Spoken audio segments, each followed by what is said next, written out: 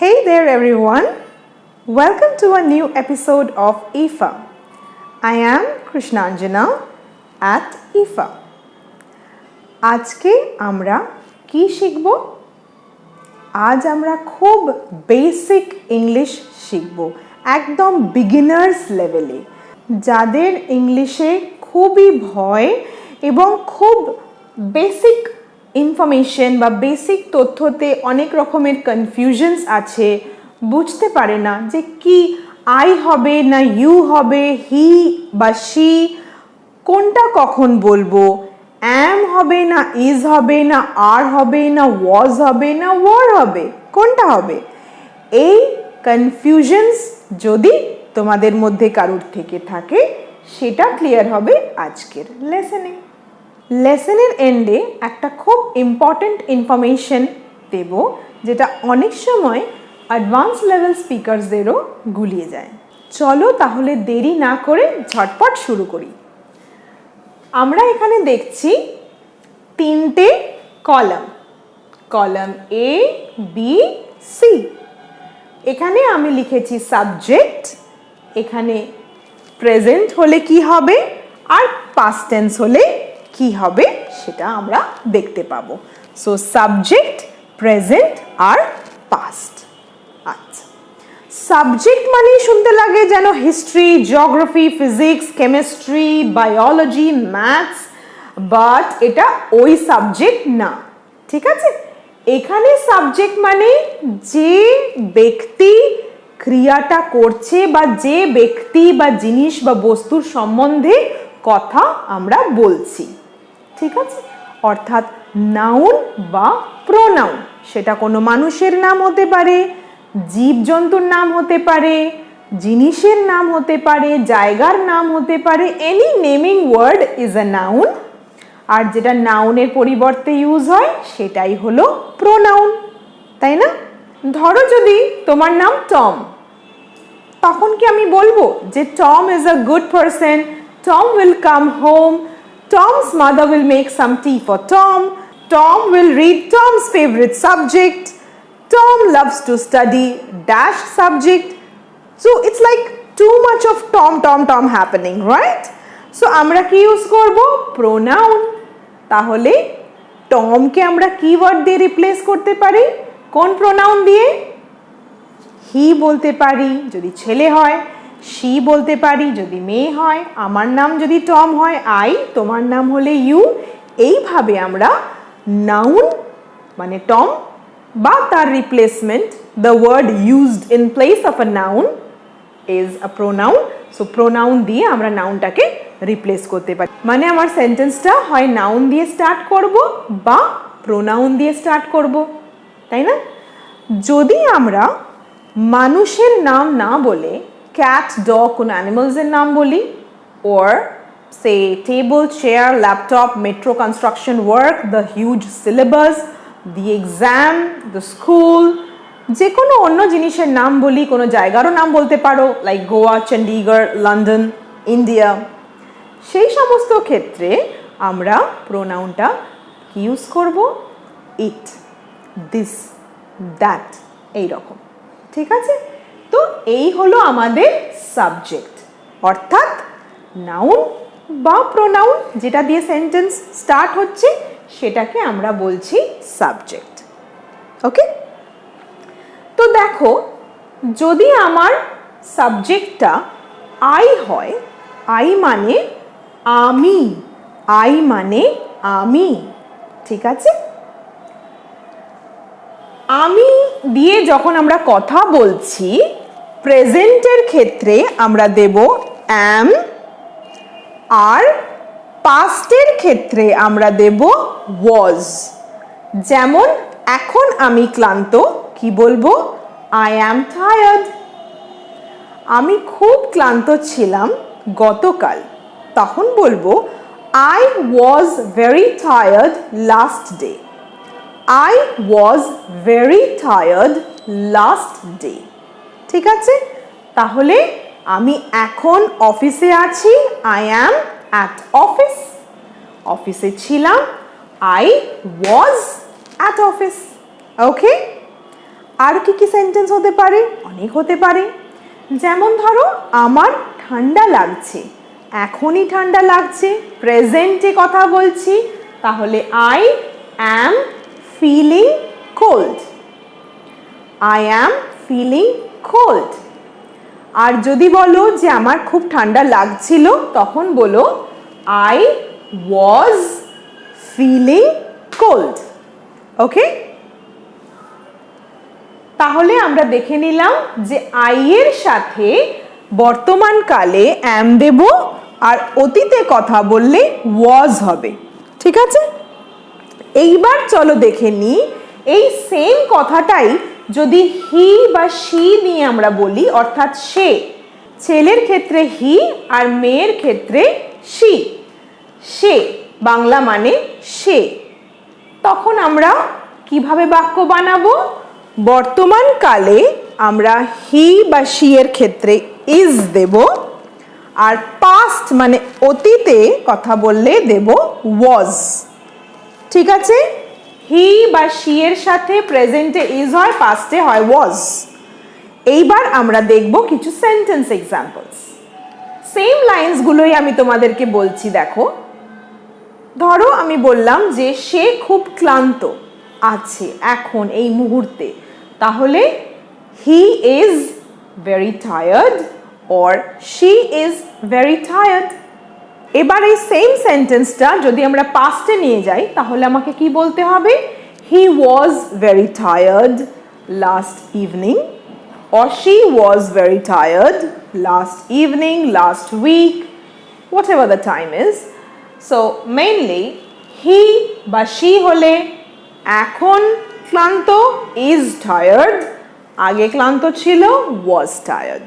Okay, সে অফিসে আছে, he is at office, she is at office. ছিল, he was at office.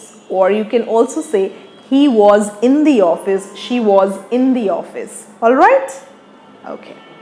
Next example কি ছিল? তার ঠান্ডা লাগছে, he is feeling cold.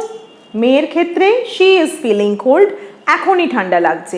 ঠান্ডা লাগছিল, he was feeling cold, she was feeling cold. All right? Moving to the next example, সেটা কি হচ্ছে? Actually moving to the next subject or pronoun, that is you. You অনেকেই ভাবে যে you মানে singular, but you কিন্তু সিঙ্গুলারও হয় আবার প্লুরালও হয়। ঠিক আছে, তুমি বা তোমরা, তুমি বা তোমরা দুটো অর্থ হতে পারে you এর। ঠিক আছে, একটাই শব্দ you দুরকম মানেতে বলতে পারি, তুমি বা তোমরা। সো প্রেজেন্টের ক্ষেত্রে আর দিও, ইউ এর পাশে প্রেজেন্টের ক্ষেত্রে আর দিও, ইউ এর পাশে পাস্টে কথা বললে ওয়ার দিও। ওকে, তাহলে কিছু অন্য সেন্টেন্স দেখব।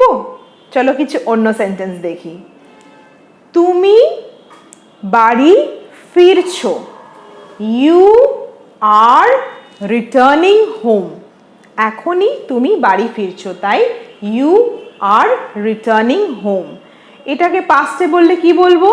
You were returning home. Okay, তুমি অন দ্য ওয়ে আছো, তাহলে you are on the way. তুমি অন দ্য ওয়ে ছিলে, you were on the way. ধরো যদি বলি যে তুমি খুব হেল্পফুল, তাহলে কি বলবো? ইউ আর, কারণ প্রেজেন্টে কথা বলছি, আমি তো বলিনি যে তুমি হেল্পফুল আগে ছিলে। তুমি খুব হেল্পফুল, বাই বেসিক নেচারই তুমি খুব হেল্পফুল, তাহলে আমায় বলতে হবে ইউ আর ভেরি হেল্পফুল। আর যদি বলি তুমি আগে খুব হেল্পফুল ছিলে বাট এখন একটু হেল্প করো না, তাহলে কি বলবো? You were very helpful before, but somehow I don't know, there is a change in your behavior these days. Okay, so you এর সাথে প্রেজেন্টে আর দিলাম, পাস্টে ওয়ার দিলাম। সেন্টেন্সটা কি ছিল? প্রেজেন্টে ইউ আর ভেরি হেল্পফুল, তুমি খুব হেল্পফুল, পাস্টে ইউ ওয়ার ভেরি হেল্পফুল, তুমি খুব হেল্পফুল ছিলে। নেক্সট দেখো, আচ্ছা বাই দ্য ওয়ে, তুমি হেল্পফুল ছিলে বা তোমরা হেল্পফুল ছিলে বা আছো, দুটোই হয়। নেক্সট কি আছে? Rita, Sumit, my brother, one brother, so singular. A girl, one girl, singular.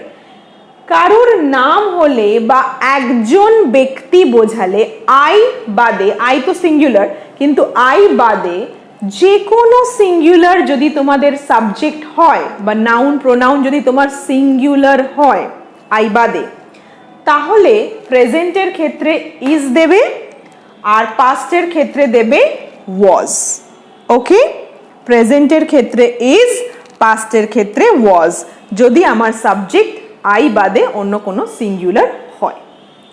যেমন ধরো, Rita was running very fast, এটা কিন্তু আমি পাস্টে বলে দিলাম যে Rita was running very fast, Rita খুব তাড়াতাড়ি ছুটছিল।